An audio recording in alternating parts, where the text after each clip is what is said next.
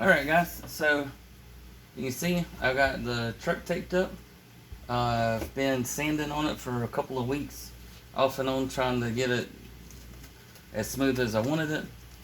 And so get our glove on here. Something I haven't done before is two-tone the primer, which is really not going to be one on top of another. I'm going to spray the underbody of the truck flat black like I've been doing, but I want this paint to come out a slight bit lighter, so I've got also my flat gray primer that I'm going to spray the outside with.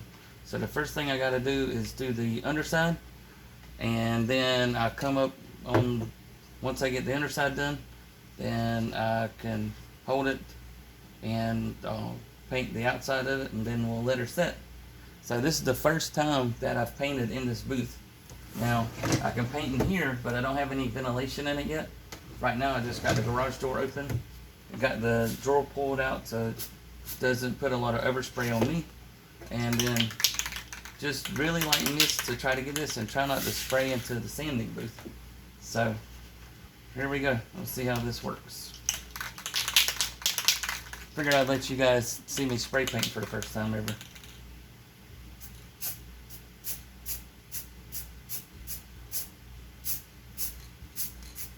I mean, try to get light coats, but sometimes with spray can, that's why I'm working on my airbrush skills. Sometimes with a spray can you can't get light coats, it just sprays, and then you're stuck with a deep coat out at first, and you don't want to keep spraying over because that's when you get it to run. So just try to touch it and then move, and give it time to dry, then come back to it.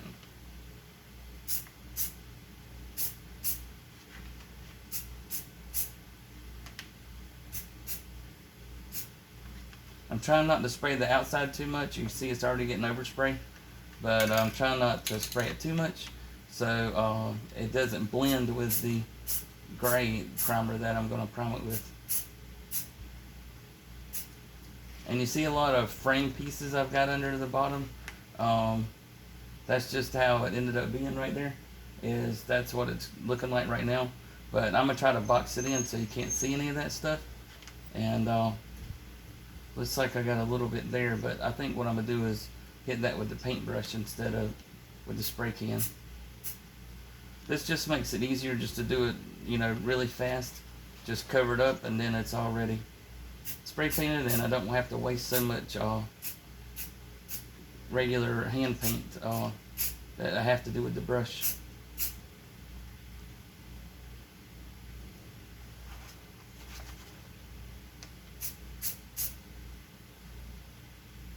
And like I said, you know, it doesn't look too bad. I can see some spots where it's trying to run. It may have not been sanded there. And that's another thing is, like, you know, this is the underside of it. So I'm not worried about too much how it looks, because that's on the bottom side. So we're going to set that down. I probably got paint on the table there, but that's what this area is for. Yep, there's a spot of it from the wheels. Now here's what I got to figure out. I got to figure out how to hold this and spray paint the body and not get paint, not touch the paint after I spray paint it. So let's see if I can spray paint with the left hand.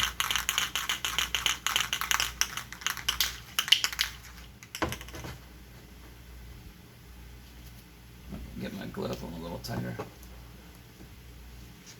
so it doesn't catch the nozzle and then end up painting my glove and not let the paint come out correctly.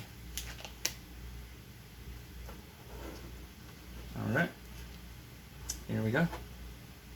Let's try to,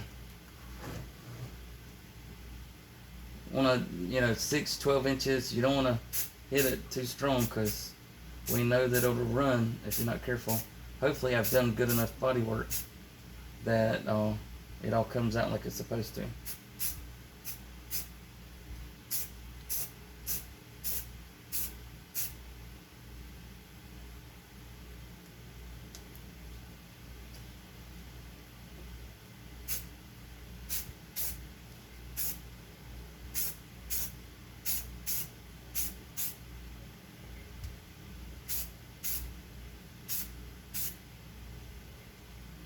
Now, if something doesn't get covered correctly, then I can come back with some gray paint.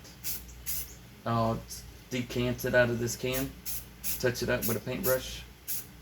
Looks like it's going to require some more body work though, which I figured, as you can still see lines here. I don't know if you guys can in the camera, but let me give it a good coat. That way I can get some good sanding out of it, and then we'll put some more putty on it, and then probably that time around, the next time I put some putty on it, it'll probably turn out good. I'll be able to paint it after that. Now what I'm doing is I'm turning so that the light from outside, from inside here, I can see the reflection, so that I don't end up causing it to run.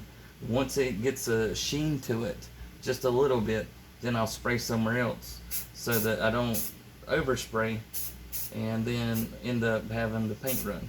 If I have the paint run, it's not so bad since I'm just primering, but it's more sanding. It's more work to do. So you try to avoid that as much as possible. So, looks like the primer turned out really good. Its adhesion is really good. The problem is, you can still see the seams really good. So, we're going to have to let all this dry, re-putty it, re-sand it, and then do it again. You can see that it's kind of bubbled out there. So, more putty on that seam and sand that more flat. Pretty much all the seams still need it.